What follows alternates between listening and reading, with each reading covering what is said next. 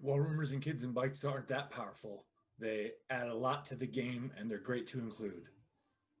The rumors are one of the parts on the kids on bike system which I enjoy the most. It is a big opportunity for your players to add their creative input. It also gives you a chance to understand what your players are interested in during the game, which can help you fine tune your game so your players enjoy it better. If the rumors are good enough, you can even build a whole story angle off of them. I've started to use rumors in most of my games now, and I've changed them slightly to make them more inclusive. Now, with rumors, I strongly recommend running a session 0 for the game. This will let you collect input from the players before you make your adventure. This will allow you to build the story with what the players want versus adding the rumors into what you've already made. A lot of games out of here that are being played sound like they've been created and the characters are more, regardless of their backgrounds, their personal goals, they just get dropped into a generic story, which would run the same regardless of the characters involved. Try not to do this. The players are able to tell you what they want, and you should use this information. When I go through world building, I want to make sure that all players have a voice. Everybody gets an item that they're interested in. I typically run campaigns, so I have time to explore what the players have given me. In a one-shot, you may not have enough time or choose to include all of them, but if you do run a successful one-shot, then you may want to run a second one-shot, but keep the same characters in the same town that's already been built. Well, unless you kill them all off for some other reason you can. One of the steps of world building is to say why your town is famous, and the book says to give one answer. Well, I think this is a good spot to start. Towns are known for more than just one thing. Roswell is known for aliens to 99% of the world, but they're known for other stuff like the Bottomless Lakes State Park, the Walker Aviation Museum, and the Cattle Baron restaurants. The locals will know of these other famous things, so let each player come up with something else the town is famous for. What is your town infamous for? Again, the book asks for one answer, but let each player give an example. Now, the ones that each player brings up shouldn't overshine the main one that was suggested, but again, the locals will know of more things that the town is known for versus the outside world. Now, you maybe notice a theme here, and it continues on.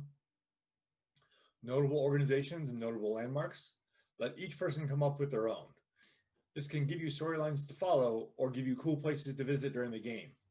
When you go there or include the organization, the people who suggested it will feel more included in the game as you've taken their advice or their piece.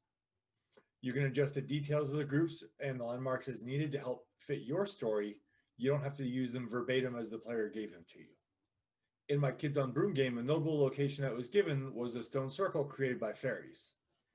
Then when the rumors were made, somebody came up saying that the circle stored dead bodies inside of it. While it wasn't described who put them there or how they got there, later in the story I included this location where a mystery figure came out of. And since the players knew it stored dead bodies, they were thinking it was a necromancer right away. The last part is my favorite, the true rumors. These are the gold of the game. This lets your players tell you what they're interested in exploring. It can help make sure you and your players are on the same page of what they're looking for. In the book, it says let each player make a rumor, and I absolutely agree with that part. I expand to be 2 rumors, but I make them specific. The first, give me a rumor about something that's happening in town or the local area. Such examples could be, this could be vague. There is a sighting of a creature in the woods. Or the church is built over a nuclear fallout shelter. Or it could be more specific. Last year there was an accident in the mines, and they said the people who died are now haunting those mines. The second set of rumor focuses on the people in town. This will help give you characters to add to your world. This may give you good storylines, or they may just be silly rumors or characters to include. An example is Coach Peterson killed his wife after the football team lost at the state championship.